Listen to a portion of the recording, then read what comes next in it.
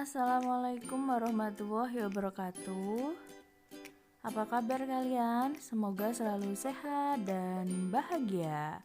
Baiklah, sesuai dengan yang telah Bu Mirna sampaikan pada pertemuan kemarin, kali ini kita akan belajar untuk menganalisis struktur dan kebahasaan dari teks anekdot, atau hari ini kita belajar mengenai struktur dan kaidahnya. Jadi kemarin kamu sudah belajar untuk memaknai teks anekdot secara tersirat atau memaknai isinya. Jadi kali ini kita tinggal belajar untuk memahami atau menganalisis struktur dan aspek kebahasaannya. Baiklah. Nah, tujuan pembelajaran kita kali ini adalah agar siswa mampu menganalisis struktur dan kaidah teks anekdot. Bu Mirna, kenapa sih saya harus belajar anekdot? Kenapa saya harus mengetahui strukturnya yang baik dan bagaimana ciri kebahasaannya yang baik?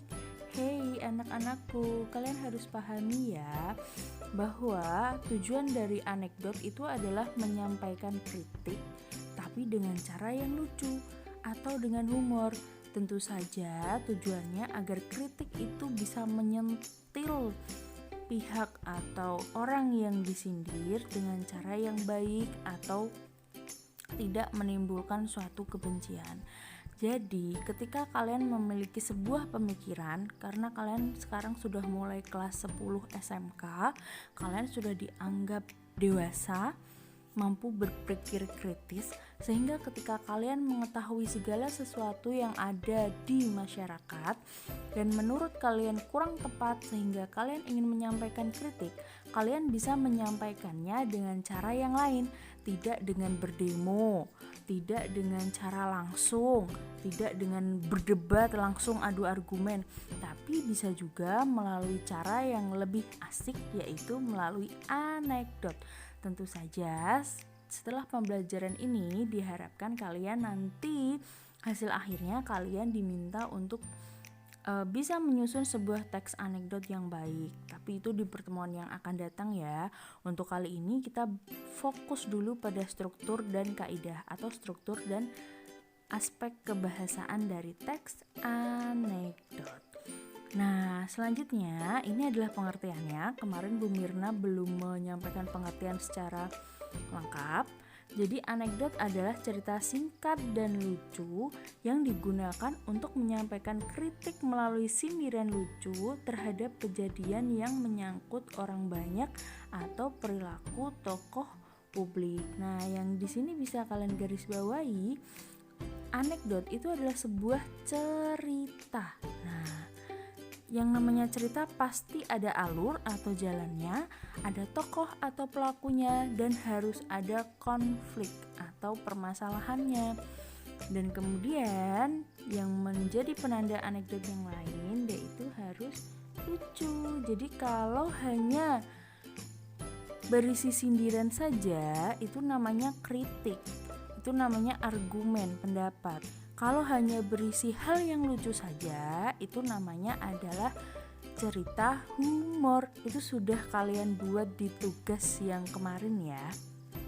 Nah, selanjutnya kita akan belajar. Nah, ini adalah isi anekdot. Ini tadi sudah Bu Mirna singgung, isinya adalah kritikan atau sindiran. Fungsinya adalah menyampaikan kritik terhadap kejadian yang menyangkut orang banyak atau perilaku tokoh publik. Jadi ketika kalian menyampaikan pendapat, tidak harus dengan argumen, tidak harus dengan demo, seperti yang dilakukan kita ya. Tapi bisa juga dengan cara yang lebih unik, yaitu melalui anekdot. Anekdot ini bisa berupa dialog, bisa juga berupa cerita ya. Kalau kemarin kamu perhatikan, itu ada dosen yang seperti anggota DPR. Nah, itu bentuknya seperti dialog, tapi nanti kamu juga bisa melihat contoh lain dari anekdot yang berbentuk cerita. Selanjutnya, Kita akan bahas mengenai struktur anekdot. Strukturnya ada 5. Yang pertama adalah abstraksi. Dia ada di bagian awal. Fungsinya adalah memberi gambaran awal. Sementara orientasi, dia bertujuan untuk menunjukkan awal cerita. Bedanya abstraksi dan orientasi ini apa? Di bagian orientasi, cerita sudah dimulai atau alur ceritanya itu sudah mulai ada. Kemudian bagian yang kedua adalah krisis. Krisis merupakan puncak cerita, di mana di bagian krisis ini biasanya terjadi hal yang unik atau hal yang nyeleneh. Nah, atau hal yang menarik itu adalah krisis. Sementara reaksi adalah bagaimana cara penulis atau orang yang ditulis menyelesaikan masalahnya. Reaksi adalah respon. Jadi biasanya adalah tanggapan dari tokoh lain di dalam sebuah cerita anekdot. Dan yang terakhir adalah koda, di mana koda ini adalah bagian akhir, berisi simpulan atau amanat tentang kejadian yang dialami penulis. Di bagian koda ini tidak hanya akhir cerita ya, bisa juga simpulan dan amanat. Nah, kamu perhatikan dua bagian ini, yaitu bagian abstrak dan bagian koda, sifatnya adalah opsional. Bagaimana opsional itu? Artinya dia boleh ada, bisa juga boleh tidak. Nah, ini adalah contoh dari pembagian struktur teks anekdot.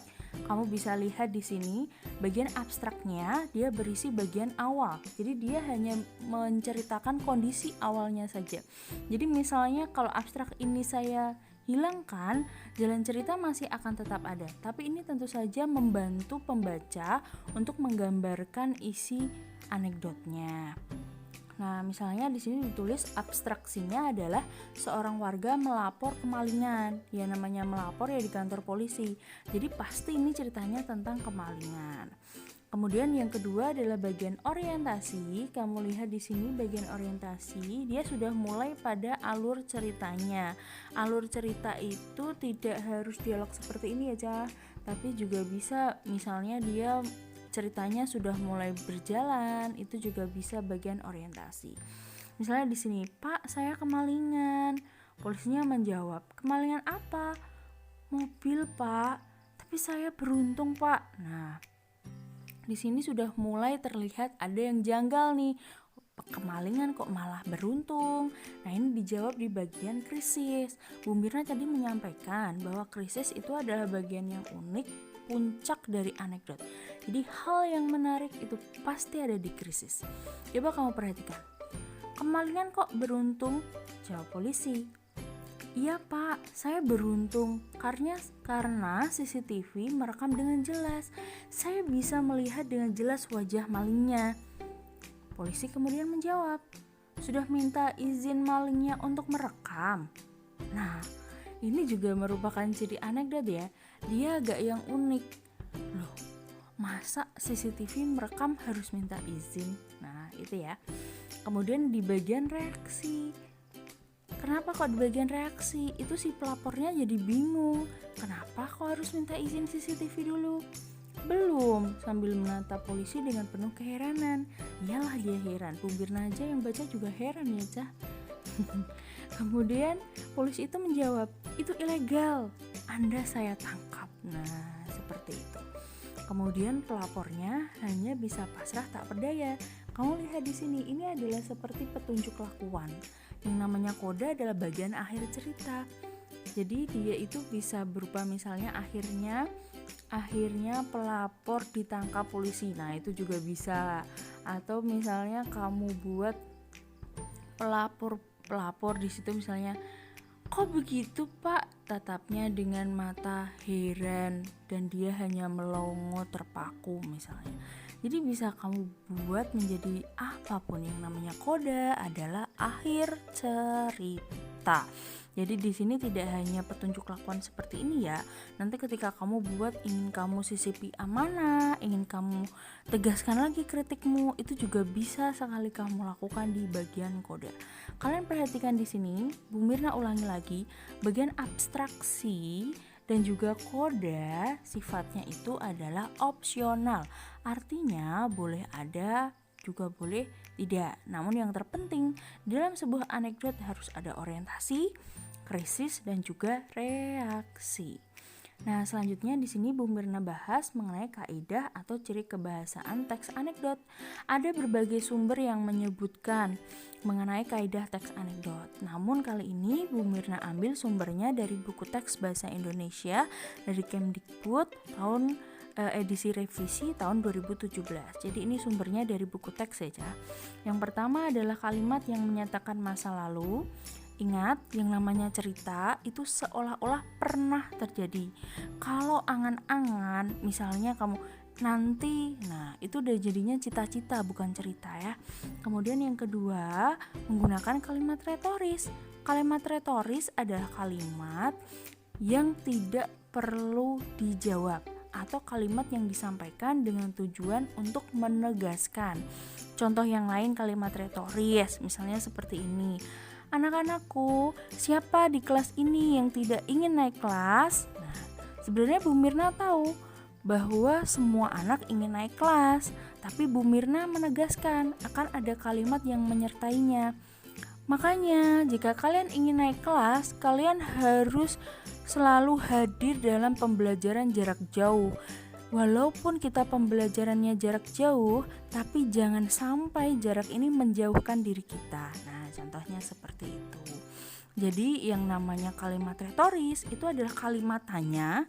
Dia bentuknya kalimat tanya, tapi tujuannya hanya untuk menegaskan, sehingga tidak diperlukan lagi jawaban.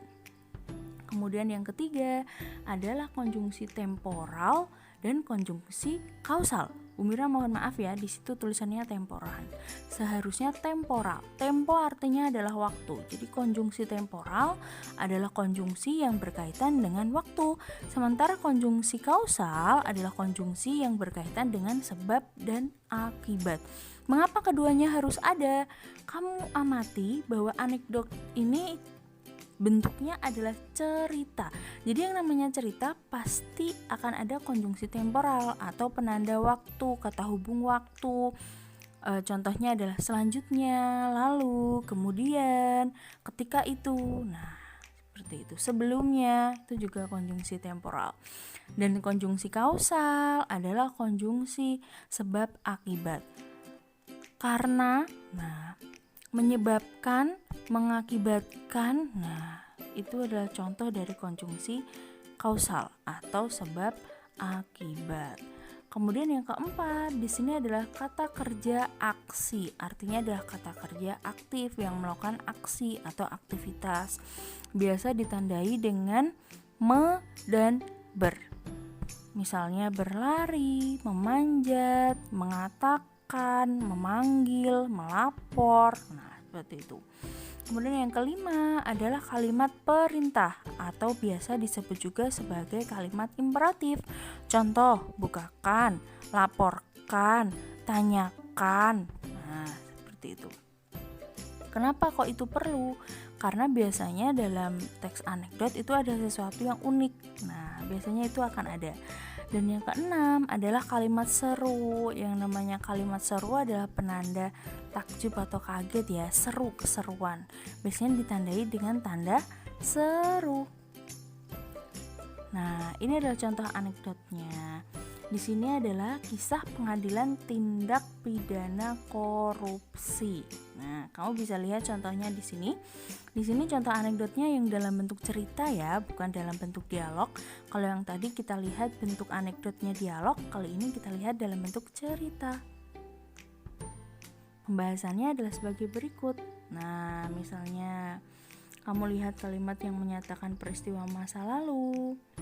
Pada puncak pengadilan korupsi politik, jaksa penuntut umum menyerang saksi. Pada puncak, nah pasti peristiwa itu sudah terjadi. Kalau belum terjadi kan tidak akan bisa diceritakan. Kemudian yang kedua kalimat retoris, kamu lihat di situ. Apakah benar bahwa Anda menerima $5.000 untuk berkompromi dalam kasus ini? Nah, kayak gitu. Ada kalimat tanyanya. Kemudian yang ketiga ada konjungsi penghubung waktu. Di situ bisa digarisbawahi dengan jelas ya.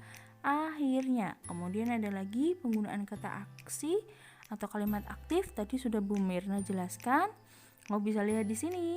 Kemudian ada lagi kalimat perintah. Pak, tolong jawab pertanyaan jaksa. Nah, walaupun dia kesannya seperti itu, seperti memerintah ya, walaupun menggunakan kata tolong. Kemudian kalimat seru, oh maaf. Nah, jadi seperti itu. Selanjutnya, nah itu tadi pembahasan kaidah dari teks anekdot ya, Cah. Untuk kata kerja, untuk kalimat perintah dan kalimat seru itu memang tidak selalu ada. Jadi bergantung pada teks anekdot yang kalian baca atau yang akan kita bahas nanti.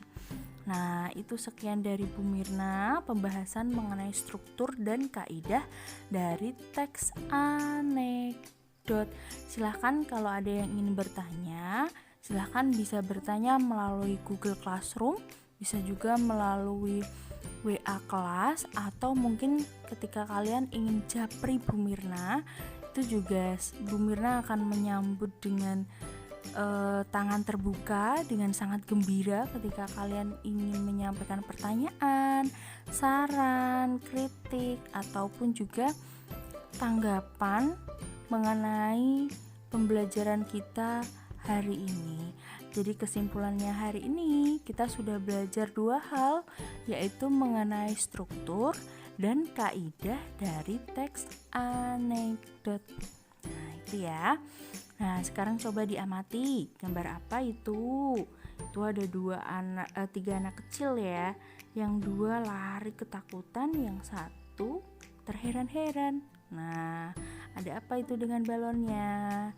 Nah, minggu depan kita akan melanjutkan pembelajaran dengan menyusun teks anekdot. Artinya, ketika kita menyusun atau membuat teks anekdot, nanti kita bisa mulai dengan mengubah teks anekdot yang ada, atau kita membuat anekdot dari gambar meme atau karikatur. Kita akan bahas di pertemuan yang akan datang. Jadi cukup sekian dari Bu Mirna. Kalau ada kurang lebih, Bu Mirna mohon maaf ya. Jangan lupa untuk mengisi daftar hadir hari ini dan juga untuk memeriksa beberapa tugas dalam Google Classroom. Cukup sekian, jangan lupa kata ibu, cuci tangan pakai sabun, pakai masker, hindari kerumunan, dan juga jaga jarak. Semoga Allah selalu melimpahkan rahmat hidayahnya dan melimpahkan kesehatan bagi kita semua. Amin. Assalamualaikum warahmatullahi wabarakatuh.